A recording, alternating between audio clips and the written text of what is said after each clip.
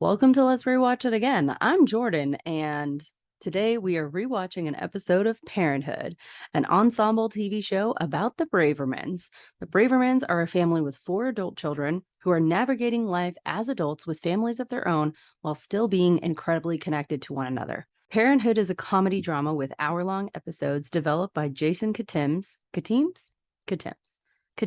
I like Katims. It's probably not how you say it, but it's how we're going to say it today. It's loosely based on the 1989 film of the same name, which also aired on NBC, following the release of Friday Night Lights. I've never seen it, but because of this show, I kind of want to dive in, but I also absolutely do not care about football. This series ran for 6 seasons from March 2010 to January 2015. While the show gained many awards over the years, it never really reached a true audience, or a steady audience for that matter, which is a shame because it's one of my favorite shows. Parenthood was nearly canceled 3 times, but were finally granted a 6th and final season, which wrapped up in a marvelous bow. So I highly recommend checking it out. It's so rare when a show that you love ends the way that you want it to.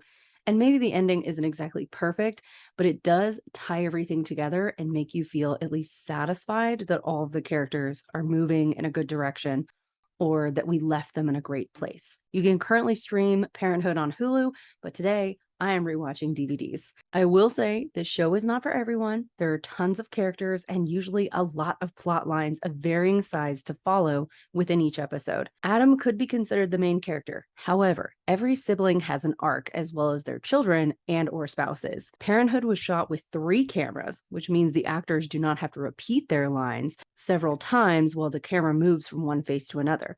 Instead, we have a camera on each person, and the third camera takes in wider or closer shots. I will point this out as we go along, but one of my favorite small details of the show is the camera and audio work itself. Each character in the scene is given a mic pack, and all of the audios are turned on.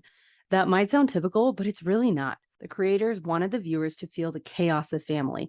Lines are not cut clean. So many times characters talk over one another, have a sidebar conversation amongst important scenes, or are even shown reacting to something that normally you wouldn't even see in the background. You would just have people like either cut out of the scene, or you would move in closer to people who are only important in the moment. But in this one, you are all up in everybody's business. I've watched this show several times all the way through over and over, but every time I watch it, I catch a new line, a new joke, or a little moment between characters that I didn't notice in time before. We're going to be diving into the Halloween episode of Parenthood titled Orange Alert. Fair warning, this is near the beginning of season 2, so there will be some spoilers. Let's bring you up to speed on where our main characters are at right now. There are a lot. We have Zeke and Camille Braverman. They are serving as our patriarch and matriarch of the family. After 46 years of marriage, they've managed to keep their foundation intact by burying their problems underneath the surface for the sake of their now adult children. Adam, Peter Krause, is our firstborn. He runs a shoe company, has a supportive wife, Christina, and 2 children, Max, who has Asperger's, which is important to note for this episode, and they also have an older daughter, Hattie. Our second-born is Sarah Lauren Graham. Yes, that's Lorelai Gilmore. Her life is not too different in this show. She's a single mother currently working with Adam's company and has developed a close relationship with her boss.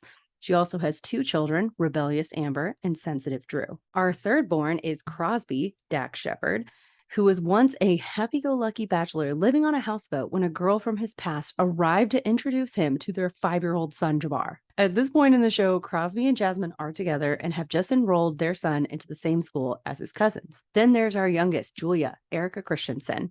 She is an intense lawyer whose husband, Joel, has taken on the role as a stay-at-home dad with their only daughter, Sydney. All right, I think that's everyone you need to know about today. Phew, okay, I know it's a lot to take in. If you have never seen this show before, feel free to dive into this episode and then head back to the pilot. It's actually an incredibly well done pilot. Now, before we continue, I want to have a small side note here. In the first season of the show, Max, Adam, and Christina's son is diagnosed with Asperger syndrome. It's on the spectrum of autism. As of right now in 2022, the term Asperger's is no longer used as a title of diagnosis, but it is considered to be high-functioning autism. For Max, this autism represents as difficulties with social norms and behaviors, as well as high intelligence and hyperfixations. He also has a lot of repetitive behaviors, and he has trouble with any type of change in routine, planned activity, and he has a lot of difficulty understanding social cues and tones in language or terms of phrase that are more metaphorical and not very literal. I only mention Max's autism because in this episode it plays a pretty big role. And honestly, Max's autism plays a huge role in most of the series, but we focus on all the different kids at different points in time. But I do feel like Max is one of the more main character type of younger kids in our cast. Let's get into the episode synopsis. As I said, this is season 2, episode 6, Orange Alert. Zeke once again tries to go overboard with the Halloween celebration and is upset when Sarah, Amber, and Drew refuse to join in on the fun. Meanwhile, Adam and Christina are nervous about Max's new plans for the holiday. Sarah's relationship with Gordon gets complicated after she confronts him about their kiss. Julia struggles with her belief in women's rights when Sydney chooses a costume she doesn't approve of. Crosby struggles with commitment in his relationship with Jasmine. I know, all of that sounds like a lot. And I mentioned a name that you haven't even heard yet, Gordon. That is the name of Adam and Sarah's boss. He is the owner of the shoe company that they work for. It's a lot, but we're going to get into the previously on, get settled into the characters in the story, and just splash right in. Our first previously on clip is Amber with her best friend Kelsey, and Amber's like, hey, we're not trying to flirt with our SAT tutor, are we? You know, it's kind of making me feel like I'm crashing a third date with you and Howard. Howard is a college guy that's tutoring them, and I have to say, he seems like bad news to me.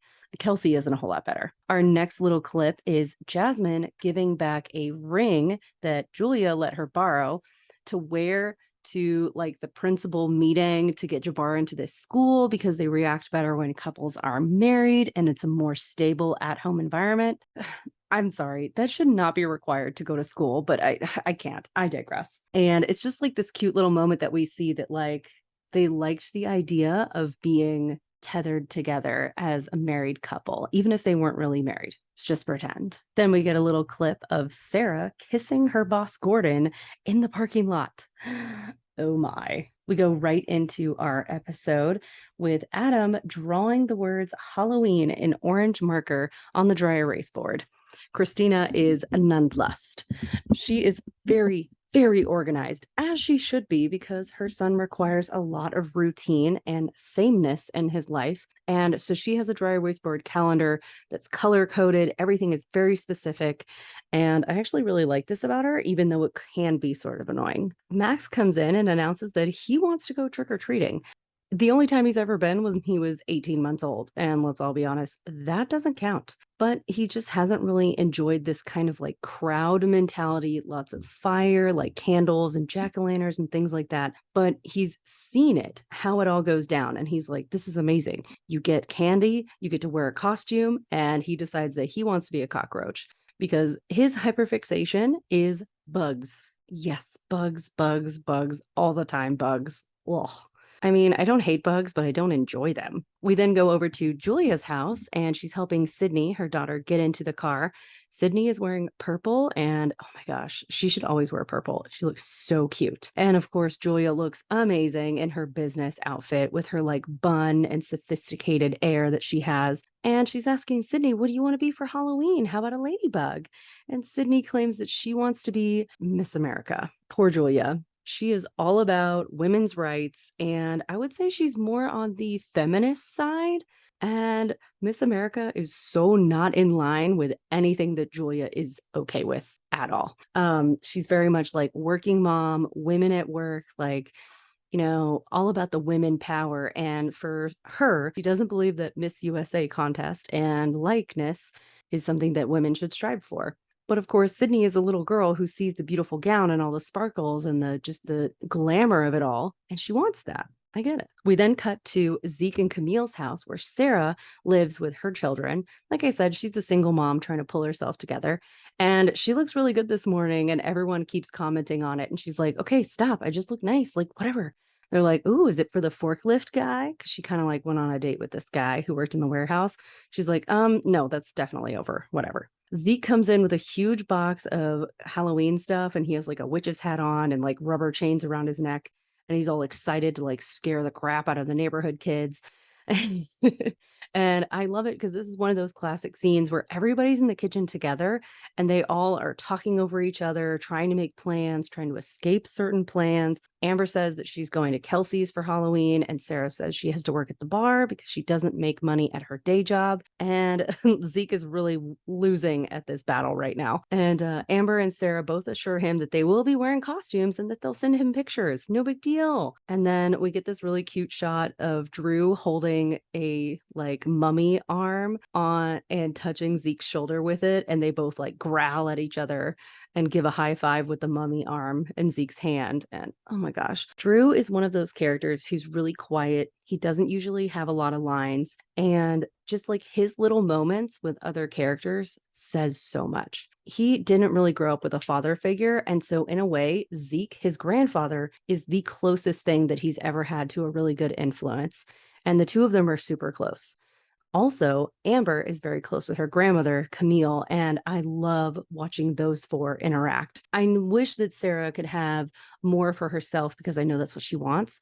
But I also really like that she lives at home and that her kids can be close with their grandparents. And I'm going to get emotional because I don't have any more grandparents. They are all in heaven. But when I was younger, I was super close to both sets of my grandparents. And I just love how much of a priority that is with this show. It's really beautiful. Our next scene is Crosby, Jasmine, and Jambar. It's Jambar's first day of school, and he's really nervous. And he's like, if I don't feel good, can you come get me? And they're like, we're going to come 2:30 on the dot, promise. And he's really starting to panic. And then Crosby saves the day by looking up and sees that, hey, Jambar, how'd you do this? You got a blue cubby? Are you serious? That's your favorite color? It's right at waist level so you don't hurt your back when you're putting your pack in there? Did you pay someone to get this? And Jabar's little face is like, well, no, what? Like, okay. And Crosby's like, yeah, check it out. See if you like it. And then this other little boy comes up. He's a little boy with glasses. And the little boy asks him, hey, you want to check out our pet, our class pet? He eats crickets. Sometimes he leaves the heads. It's like a lizard or something. And then Jabbar and the other little boy walk off holding hands, and I'm dying inside.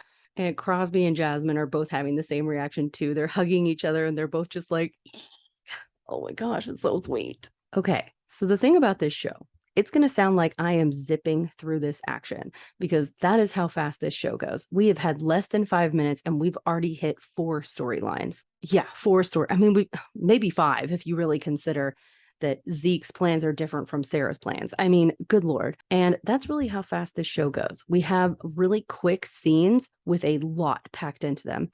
It's very similar to the way that Gilmore Girls has a lot of lines packed into a very small space because the characters talk a lot. That's very similar to the way this show is shot. And I think that's why Lauren Graham works so incredibly well as her role as Sarah, because she fits into this chaotic family in a chaotic show with so much going on. It's amazing. All right, we're going to keep moving. We are now cutting to Sarah at the warehouse of the shoe company, and she's peeking into an office that we can only assume is Gordon's because he's not there. She's like, that's weird. And then they run into each other the hallway, and it's just like super awkward. And I really want to fixate on our 3 cameras right now because we've got one looking at Sarah, we've got one looking at Gordon, who is William Baldwin, by the way. What? I know, a guest star. What can I say? They've got some huge guest stars on this show, y'all. Then we have a third camera that takes in some wider shots to really take in how far apart they're standing, the awkwardness of Sarah's stance, in the nonchalance that Gordon is trying to give off. Like, I don't care. We kissed the other day, but I'm your boss and we're not going to talk about it. He doesn't say that, but they definitely don't talk about the kiss. And Sarah is like, what just happened? We get our beginning credits, and this theme song is so annoying. I'm so sorry. It's so annoying. It's Forever Young, I believe by Bob Dylan, and it's just so annoying. However, on the DVDs, it is a much calmer, softer song, and I prefer the DVD version, but that's probably not the one you're hearing on Hulu. I mean, I know it's not. The scene we now go to is Dr. Pelican's office. Christina and Adam are trying to discuss with his therapist how they can approach Halloween with Max, who has never experienced it before. All of the intensity of Halloween is a lot for him. It's a lot of people, it's a lot of sound and noise. He's afraid of fire, and usually there are candles and jack-o'-lanterns and just like flashing lights and talking to people. He has a lot of trouble with eye contact and just speaking to adults in general. He even has trouble speaking to his own parents, but he has gotten a lot better at doing so. But this would be a huge jump for him to go from never trick-or-treating to all of a sudden walking down the neighborhood and going door to door, asking people for candy. Dr. Pelican recommends that if Max wants to do this, then you need to listen to him and allow him to grow and just make it the three of you, parents and Max. That way it's small and you'll be calm and they can just slowly progress together. And Christina is so not on board with this. She is terrified that things aren't going to go well. She really wants to protect Max. And Adam is all for it.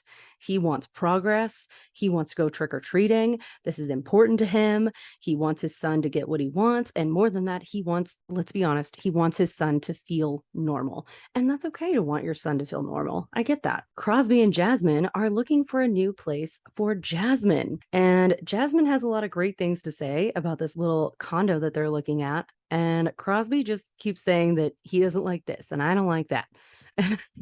And they have this really funny moment where Crosby is like, well, there's no room for a dog, you know? And Jasmine's like, dog? Don't you mean cat? And he's like, ew, you're a cat person? Grody. Dax Shepard cracks me up all the time. Oh my God. He's so much cooler than everyone else in the scene. Also, the fact that he's with Jasmine makes so much sense because she's cooler than other people in scenes. Like she's just like this really, I don't know. She's just like cool. She's a dancer. She has lived like this really cool life of like traveling the world as a dancer. And it's just, I don't know. It's amazing. The two of them together is perfection. I mean, I know that Dax Shepard in real life is married to Kristen Bell, but he really works with Jasmine. So much so. All right, our next scene is Christina trying to help Max practice for what it would be like to trick or treat. So she set up balls along their sidewalk pathway to pretend that they're jack-o'-lanterns with candles inside. And she's saying, it doesn't matter what they give you at the door, you have to take it. And he's like, well, what if I don't want to take it? And she says, well, it doesn't really matter. We'll just, if it's an almond joy or something, we'll give it to Dad. And he says, well, almond joys are gross because they have coconut. And that reminds me of bug saliva, blah, blah, blah. And it's, I can't. Max, please, darling. Christina says that they have to knock on the door first. And Max takes that very literally by knocking with both hands until Christina pulls him back. And the door opens, and Hattie is in the doorway pretending to be an older woman with a bowl of candy. But of course, the bowl is empty. And then Christina says, okay, so then we say trick or treat, you take the candy, put it in the bag. And he won't do it. He just keeps saying, thank you. And they're like, no, you have to say trick or treat. Otherwise, I can't give you the candy. And he's like, but that's not real, though. There's no candy in that bowl. It's not nighttime. And it's not even like, I don't want a trick. I just want the treat. It's not his fault. All of what he's saying is making sense. And Christina's like, okay, well, we're just practicing. And he's like, well, does anyone else have to practice? Did you have to practice? He asks Hattie. And Hattie's like, no, as an older sister. Hattie, can you at least pretend to be helpful sometimes?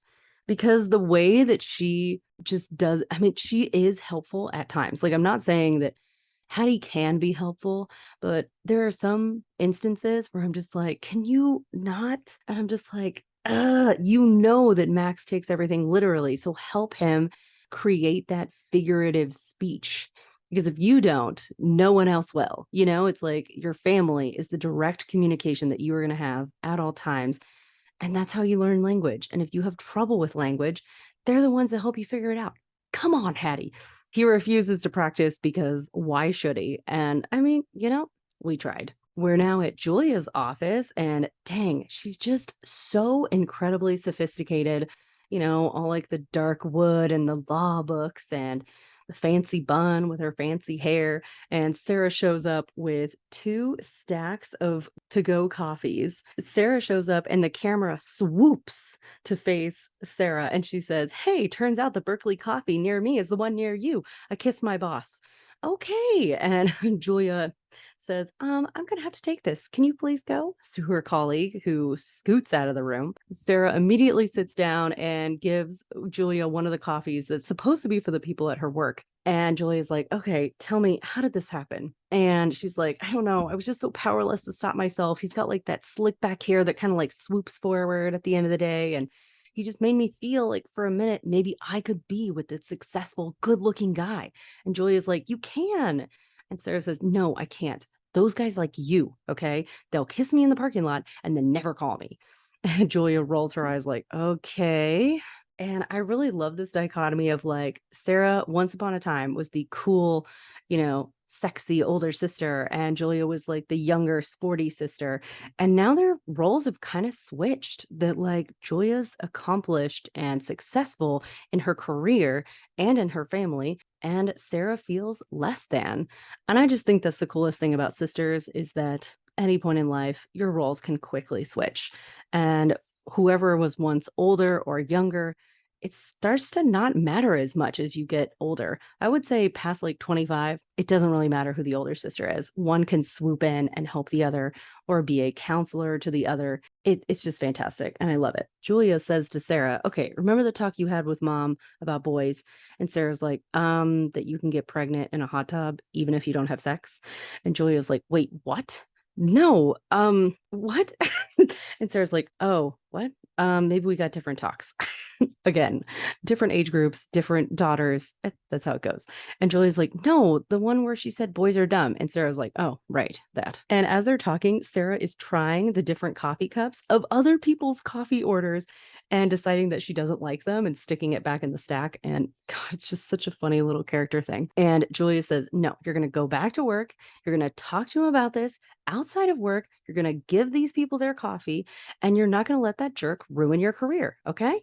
And Sarah's like, seriously, Julia, I'm an intern. I don't even have a career. And Julia tells her, this is your shot. Take it. Love that. I love it. Love it. Julia takes control, and it's amazing. She does that everywhere in life, which is a really admirable trait, but can be a problem if you think about it. Sarah leaves, and then Julia brings all of her colleagues back into her office for the meeting that they were having. We then cut to a scene where Julia is trying to explain to her daughter, Sydney, the amazing thing that happened with women and the equality in the workplace, and how that was progress and important, and how this, and she shows a picture of Miss USA on the laptop, and Sydney's like, well, I like it because it's pink and that's my favorite color.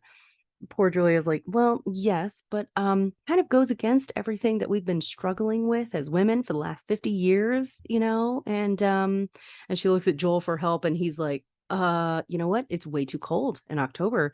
There's no sleeves on that. And Sydney, oh my God, I don't know where she's coming up with this information, but she goes, Miss California wears a fur coat. I could do that. Oh, okay. And Sydney's like, please, please, I really, really want it. And they say that they're going to talk about it together. And Julia feels like she failed her daughter. A little dramatic, but okay. We then go to a scene on Crosby's houseboat where Crosby and Jambar are carving pumpkins together and talking about Marvin, the class pet, and he has scales and eats bugs. And Jasmine is sitting on the futon behind them, looking at all of these applications for places that she wants to rent. And Crosby has just been acting a little bit funny. So she's like, hey, Jambar, do you know that there's a boat decorated like a pirate ship? Why don't you go see if you can see it from the deck? So Jambar leaves the room, which is a very smart way to start a conversation with your partner, to kind of like have the kids leave so that they don't feel like they have to be part of the conversation, especially if it gets a little bit intense. And Jasmine asks Crosby, all right, what's going on? And Crosby's like, what's going on is I don't like the place that you picked. What about the other place, with the garden or whatever? And she says, that's $500 more than I could afford. And he's like, well, I'm just saying I don't like it. And Jasmine claims, well, it's my decision to make. I mean, it's my place, right? And Crosby cannot look at her for longer than half a second. And he's like, yeah, I guess it is. Okay. And Jasmine's looking at him like, anything else you got to say here, bro? Nothing. And he looks so uncomfortable. And it makes me want to just shake him. He loves his life with Jasmine. He loves Jambar so much. Having a family is so close. He basically has it. Just ask her to marry you, bro. Come on. We then go to a scene back at the office. Sarah is giving Gordon some papers and she's asking about how things went at the conference that they were just at and the people that they talked to. And he's like, well, I mean, these things take time, you know. And she's like, oh, sure, of course, whatever. And he said, well, you'll find out when I send out the company wide memo. And she's like, okay. She starts to leave and then can't do it. She turns around and says, I'm sorry, just after everything you said, really? Company wide memo? And he's very confused and asks her if there's a problem. She said, no, I just feel like you're being weird. And he says, well, I'm running a company. She said, yeah, but we kissed. Bring in the big guns. And he's like, well, yeah, it was fantastic. And Sarah's like, and now? And he just doesn't really get it. Oh gosh, it really just shows you what kind of, I hate to say it, but he's a player. I mean, he just really doesn't go into long-term relationships, and that's clear. He felt like he could kiss someone who is employed to him and act like there's nothing that's going to happen after that. Like that's rude.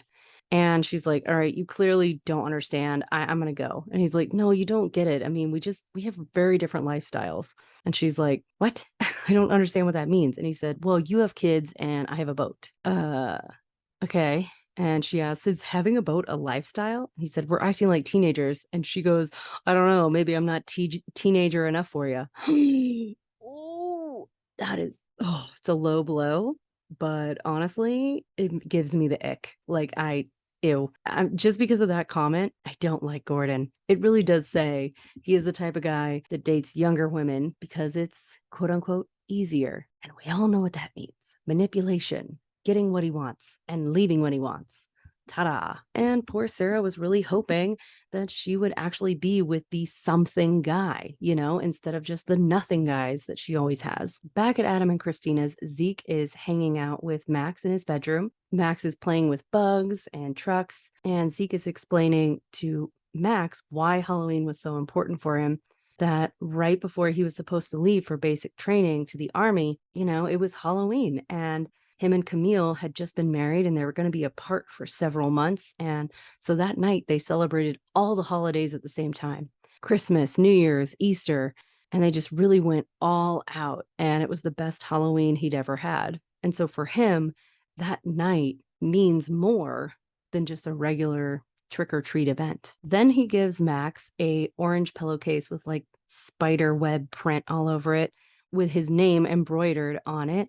And Camille made this for him. It's basically a pillowcase, but it's for collecting all the candy. And it's so sweet. Zeke explains that his dad has one too, and that now Max has one. And it just makes me picture Camille making one of these for each of her children and then her grandchildren. Oh, my heart. I love it.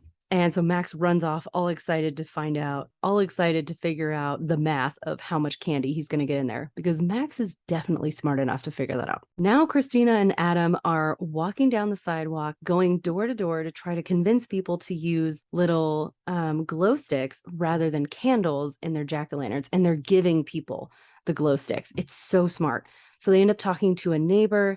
And poor Christina is just like so overwhelmed with emotion. She tries to like explain way too much about the situation. And the neighbor has a dog and he's like, well, is it safe for the dog? And they're like, actually, yeah, it's even better for the dog because, you know, it's not fire. The neighbor is so kind. He's like, oh, sure. Yeah. I would love to help out with that. I mean, it's just so sweet. It's such a nice little moment. We don't often get to walk around in their neighborhood, but when we do, it's cool to see how lush everything is around them. You do see like the Bay Area of California in this show with all the trees and the green and everything. And then we find out that Adam's like, well, I told everybody that we're going trick-or-treating and now everybody's coming.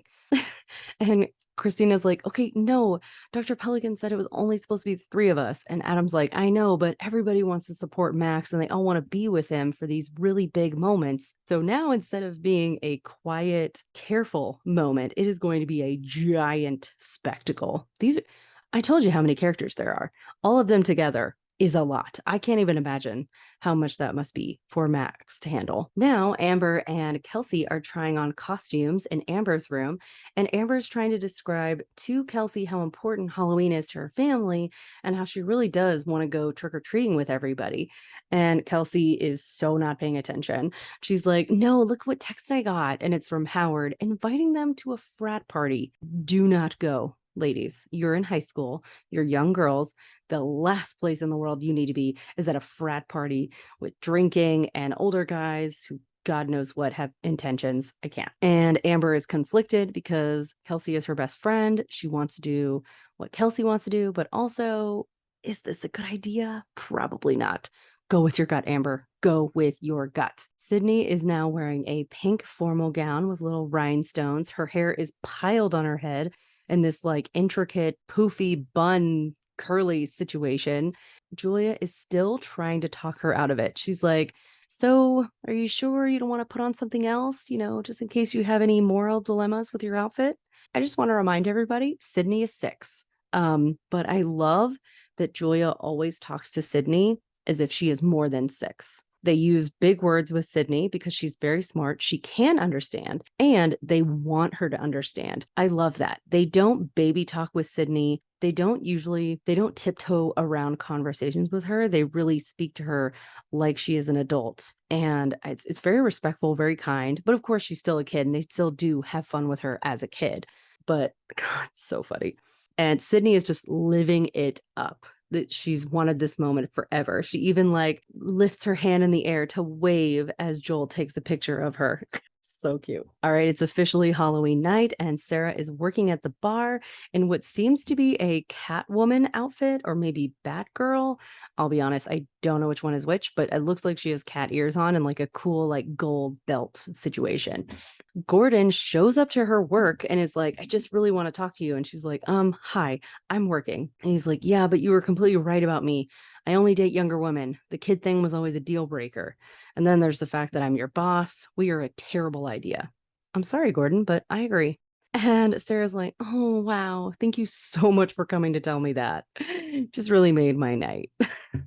And he's like, no, I'll have another beer, please. Give me another one. And then he hands the one that she already gave to him and slides it down the bar to a Count Dracula sitting next to him. And Sarah says, there's really nothing I can do about my age and the kids I'd happily give up, but I really like my job. So we're at an impasse. And all the while she is getting drinks for people and still handling all of this while this difficult conversation is happening.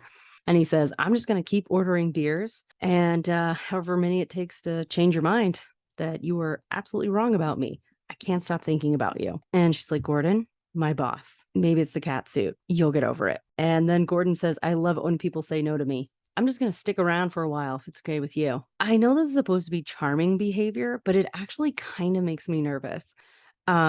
He's laying out everything that's wrong with their situation. And then at the end of it saying, I like it when people reject me. It makes me try harder. Oy, red flag all around. And I know we're supposed to find this charming in the show. We are, by the look on Sarah's face of like, really, you're going to stay. So what we're going to try to do is look at it from how the show wants us to see it. That Sarah is finally gaining a relationship with a guy, with the type of guy she's always wanted to have. Does that mean she should have it? No, I can't see it the way the show wants me to see it. It's too hard. I understand that Sarah is finally feeling validated and like respected by a distinguished guy, but this is not the type of guy. He's got all the right things. He's got a great career. He has money. He's established in life. But is he though? Like if he's always dating younger women, if he's always doing the wrong thing, if he's always pushing people past the limit they are comfortable with, that's not a good guy. That's not the right guy, obviously. Everybody is ready for an amazing Halloween night together, trick-or-treating as a family. Christina, of course, has a map to lay out the plan. Joel is dressed as Abraham Lincoln. Julia is Amelia Earhart. Crosby is Evil Knievel. Jasmine is Pocahontas, we think. Adam is dressed as a baseball player, and it's unclear what Christina is dressed as. She is like on a white tracksuit.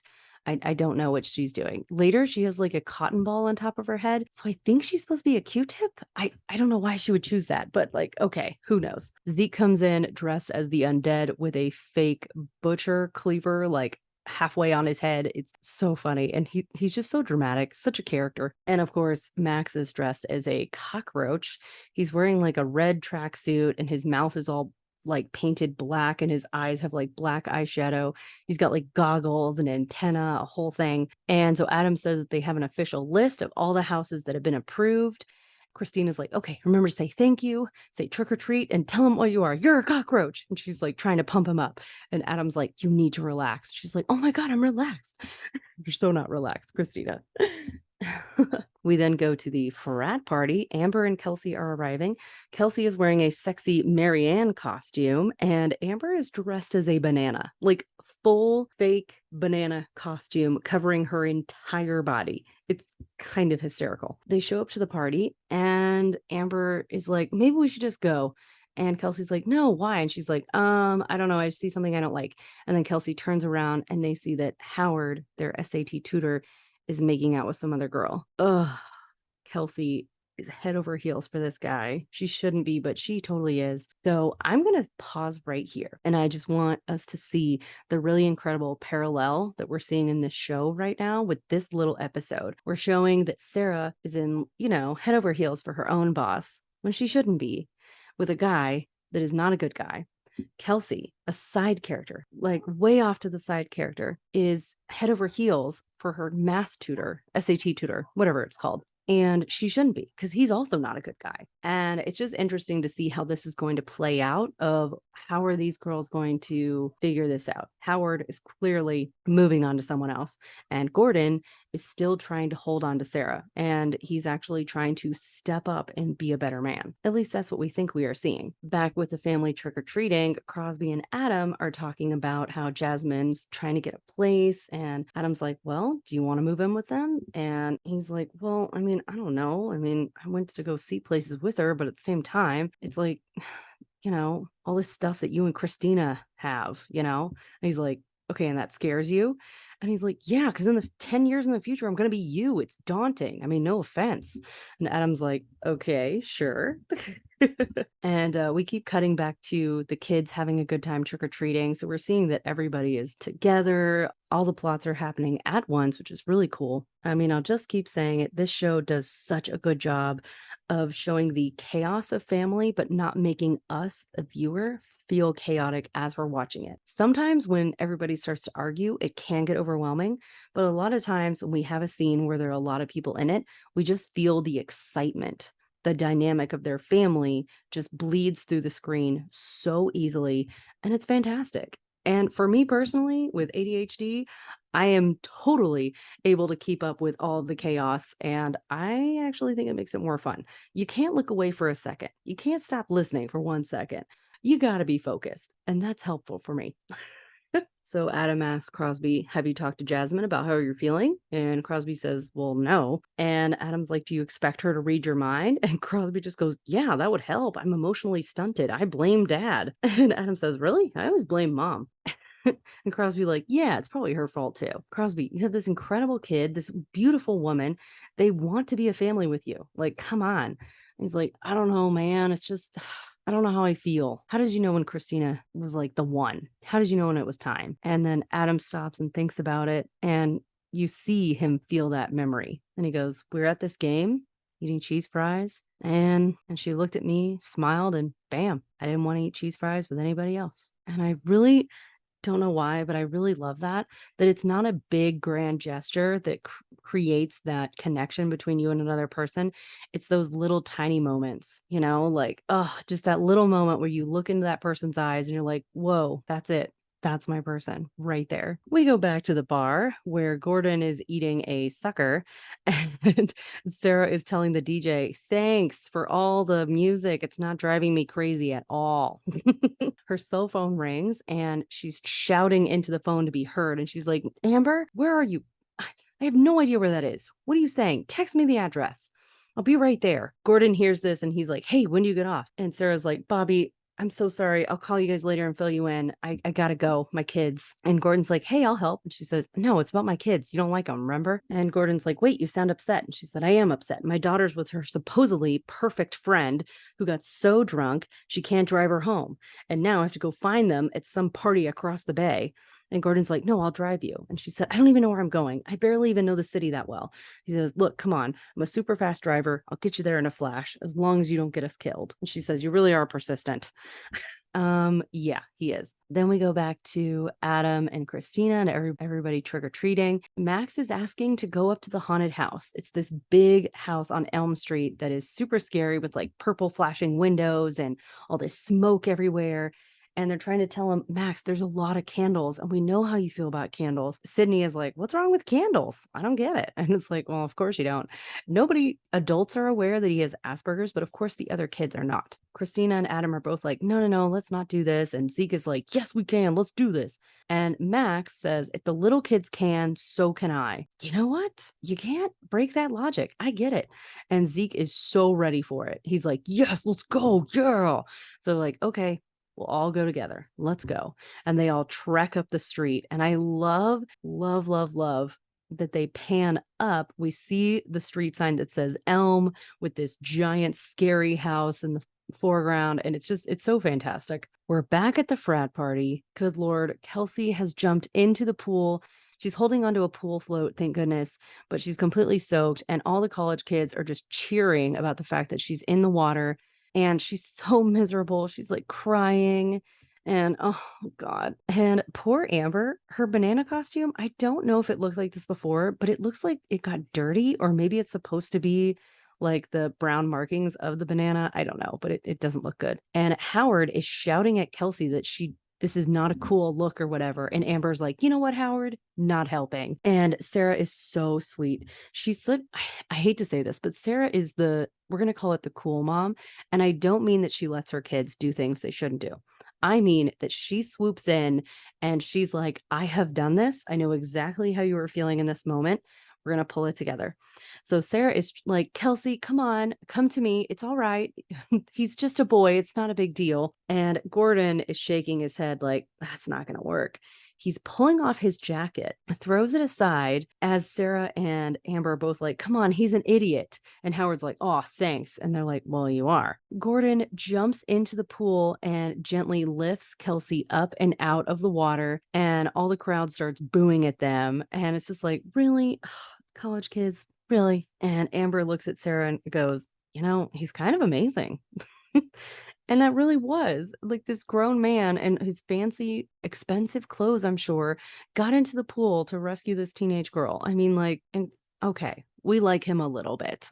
One of his red flags is fading sort of green. All right. Back at the haunted house, all the kids are going to go up there without the parents. And Christina is like, Max, I'll be right here. I will not move. I'll be right here. And she's really worried and she's clutching onto Adam like, I can't. And she's like, I know this is going to be a meltdown. He's going to completely lose it. And Adam's like, you know what? He's already heading up. And we get this really cute shot of Max looking back at them for confidence. Christina and Adam are holding hands, clutching each other, and she's like, do not let go. And Max slowly walks up the stairs. We close in onto his face and we see how he's looking at all of these like tiki torches and little like fire pit things, the flashing lights, the sounds of like mahaha, and all the candles. We see closer and closer into the fire.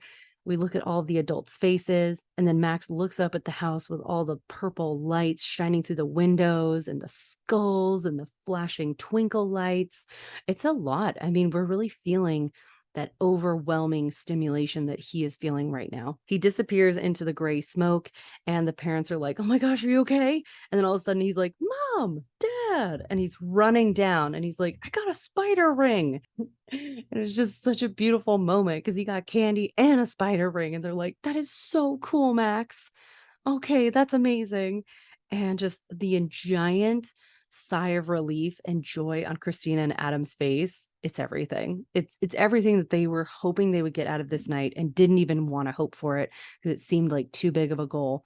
And they did it. Sarah and the girls have made it back home, and Kelsey is just like not feeling good. Oh my gosh. And Amber's like, it's that name, Howard. You can't trust a guy named Howard.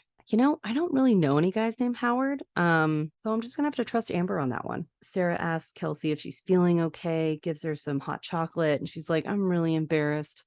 I'm sorry I threw up in your boyfriend's car. And Gordon comes in and he's wearing like a zipper hoodie. And he's like, it's totally fine. It's a rental. And he's like, I've got it for another month. It's not a big deal. And Sarah's like, yeah, but your suede jacket. And Gordon's like, you know what? I'm just glad she's okay. And they go into the kitchen, the two of them together. And he's like, it really wasn't anything. It's fine. And she says, no, I mean, for a guy who says he's not into kids, you're really good with him. And he says, well, actually, I'm just really good with drunk women. Sarah makes a face like, I don't know if I like hearing that. I don't either. And then he says, my ex. And then we really start to understand what he means. And she says, huh, okay. Well, okay. Yeah, I get it now. And what I want to say about that is that we know from the first season of this show that Sarah's ex-husband was an addict and an alcoholic. And so she also knows all too well about people who are just influenced by substances and how that can change who they are. And you have to take care of them a lot. So we get this sweet little moment. They have a second between them. And then she says, well, this is my life. I live with my parents and I have kids. My son is very quiet and withdrawn, really needs me, but acts like he doesn't. And you met my daughter. That's kind of freaky. Not what I meant to happen tonight. And he said, it oddly doesn't freak me out. I like your life. And she's like, it doesn't? It terrifies me. And he's like, well, it's a little scary. But you know what? What's that girl's name again? And she said, Kelsey. The thing she said about me being your boyfriend, I didn't completely hate the sound of that. And then we close in on Sarah's face, and she's just got this beautiful smile lighting up her eyes. And she says, I didn't hate it either. And he says, if I were to kiss you again, you wouldn't get weird on me and ignore me at work or pretend like it never happened, would you? Brat. And she says, would you? And instead of answering, he kisses her. I'm more of a direct person. I want you to answer me if I ask you a question. But I get for the purpose of cinema, it's more romantic if we don't say anything. No, I want all the things to be said. Julia and Joel are just getting back to their house. And she's like, I'm still worried that we did the wrong thing. And he's like, we've got many years before we figure out that we've done the wrong thing. And she's like, can you just promise me with the next kid, like all of this like slows down, that like time actually slows down? And he's like, yes. And she's like, you just lied to me. He's like, yes. And she says, I just don't want the little kid phase to end. She's already acting so grown up. And he's like, I know. The thing that we haven't mentioned in this episode is that Julia and Joel are trying to have another baby. It's quiet in this episode, but we get that little mention of it, that story arc is still going on. We open the door to Sydney's bedroom and she is jumping on the bed, candy wrappers everywhere. The candy wrappers are bouncing in the air. And Sydney is wearing the Amelia Earhart helmet that Julia was wearing earlier. And I really love that because we're seeing the influence of her mother at the end of the night. So even though she was dressed up as something that her mother didn't approve of, by the end of the evening, she's wearing Amelia Earhart's helmet. It's a very nice stylistic touch. Love it. And also, she ate that much candy. She is so going to throw up. She's jumping on the bed at the same time. Like, oh my God, it's over. Christina and Adam are going through Max's candy bag. How dare you? And they're both just like riding the high of this evening. And Christina tells Adam that she looks really sexy in his uniform. And he's like, yeah, I'm pretty much ready for a home run.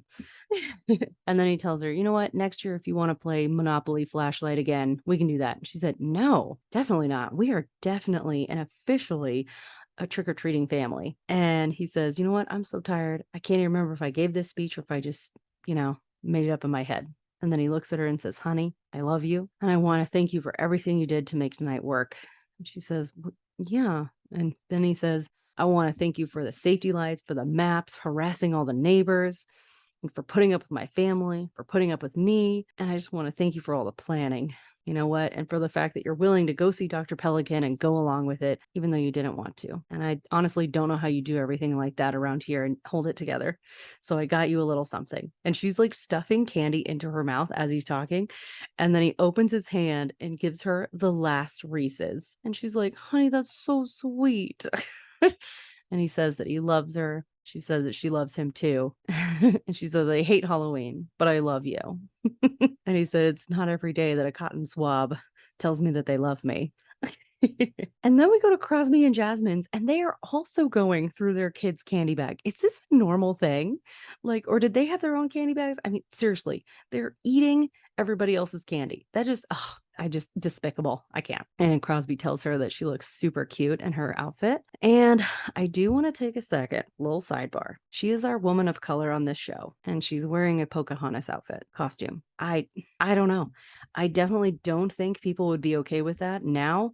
This is like the late, like this is 2011, 2012 era. Like this is around the time when people started saying, hey, this is not okay. And here we are still doing it. I don't know. I wonder what the actress believes in this moment. Like, did she pick this costume? We don't know how all of these were decided. I don't know. I guess I would have wanted a more interesting costume for everybody, but everybody's costumes were pretty typical / boring. So it's not like a whole lot of creativity went into these decisions. I feel like the only exciting costume really that feels on point is Crosby's because he's dressed as Evil Knievel. And that just feels so spot on for his character of like who we know of as his character. But I feel like him personally, he would have gone even cooler than that. I mean, I don't know. Who's to say? We haven't seen all the other Halloweens of his past, so we don't know what he's dressed up as before. But I really like what he chose for this night. She says that he looks really cute too. And they're just eating the candy. And he's like, hey, I'm sorry I got weird about the house hunting thing. I guess what I should say is, I don't want you guys to move into a house without me. I want in. And she looks at him like, what? And she's holding a chocolate halfway into her mouth, like, uh-huh. And he gets really quiet and kind of wiggles around a little bit, gets up onto his knees, and he says, come here, hop up, hop up. So now they're both standing on their knees, and he pulls a spider ring out of the candy bag. And she's like, what are you doing? He's like, I think I'm going, well, no, I'm definitely gonna, we just get this beautiful look on her face. She's still eating the candy. I love it. Jasmine, aka Pocahontas. I've done some really awesome things in my life. Jumped helicopters, Snake River Canyon, but nothing would be as awesome as marrying you.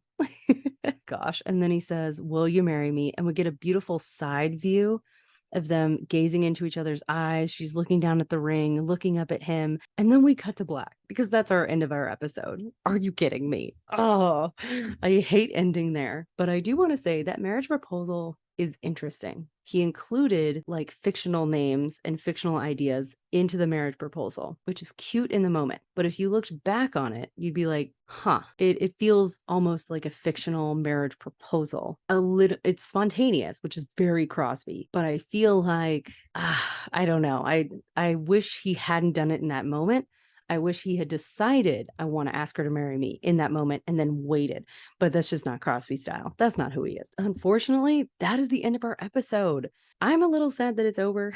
With this show, I can just binge and binge and binge and go for hours, but we're going to stop right there because that is our Halloween episode. I am going to give this Halloween episode, gosh, wow. I'm going to go 9 out of 10 spider rings. It is not one of my tippity top favorite episodes, but it is one of those episodes that I feel progresses a lot of our story points.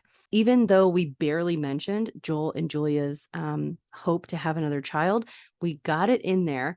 We move forward with Sarah and Gordon's relationship in a big way and in a positive way, because I have to say, every time I watch this episode, you heard me. As we go forward, I'm like, I don't like this. I don't know about this. And then we get toward the end and I'm like, okay, yes, I get it. All right. You know, he's not that bad. He might actually be pretty good. And I love that we're hopefully going to get rid of Howard because that was a character I was not excited to encounter each episode. I'm also very proud of Amber for not drinking at the frat party because in the past, she would have been Kelsey in this situation. So I'm really proud of her for progressing as a person. That's fantastic. And I'm insanely proud of Max for not only being the one to initiate that he wanted to change tradition, but that he really went all out by the end of the night, going up to a haunted house, facing all of these fears, facing all of that overstimulation and coming out victorious. Really makes me emotional. I love to see that. And I love that no one pushed him into anything and that he got to decide every single one of those moments and that everyone was so encouraging, so supportive. Oh gosh, It's wonderful to see. I encourage you to check out more of Parenthood. I am definitely going to dive into more episodes of Parenthood in the future. Like I said, the pilot is pretty spectacular. So at some point, we're going to dive into it. Thank you for listening to Let's Rewatch It Again. I'm Jordan. Please rate and review everywhere you can for this podcast. Really great things happen so that I can keep just getting excited, basically. I mean, nothing's going to stop me from recording podcast episodes. I just really love it. I don't get anything but joy from it. That's really all there is. Share these episodes when you enjoy them so that other people can discover awesome movies, TV shows that they love to rewatch too. You can reach out to me with any questions, comments, requests of movies or TV shows that you want me to rewatch. You can send that to my email at letsrewatchitagain@gmail.com. You can also find me at Instagram at Let's Rewatch It Again. And we now have a YouTube channel. Basically, it's just the podcast episode with some screenshots of the actual episode or movie that we are watching. It's just the same thing you're getting here, but if you like a visual aspect or just want to find it on another platform, Let's Rewatch It Again podcast on YouTube. So cool. And until next time, I'll catch you on the flippity flip.